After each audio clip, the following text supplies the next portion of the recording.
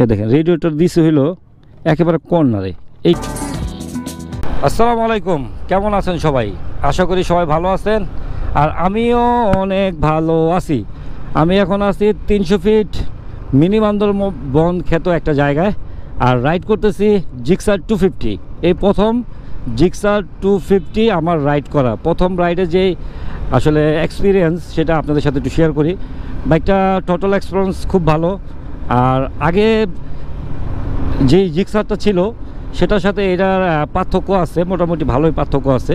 এটা কিন্তু 250 মানে 250 সিসির একটা বাইক, আর আগেটা ছিল 150 সিসি বেশি।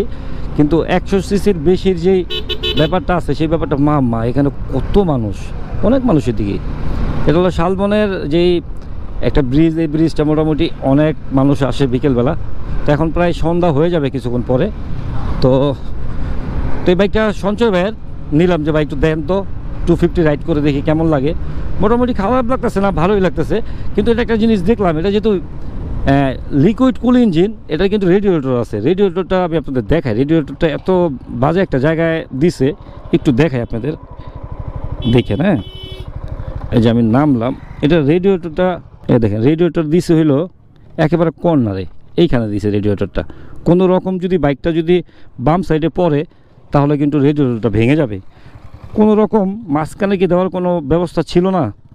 এই ব্যাপারটা আমার কাছে বেশি একটা ভালো লাগে নাই। যদি কখনো বাই চান্স বাইকটা পড়ে যায় সেক্ষেত্রে কিন্তু রেডিয়েটরটা ভেঙে যাওয়ার সম্ভাবনা থাকবে। একটু ডাস্ট হয়ে রয়েছে বাইকটা, যেহেতু বৃষ্টি বাদল চলতেছে, উনি পরিষ্কার করে নেই সঞ্চয় ভাই।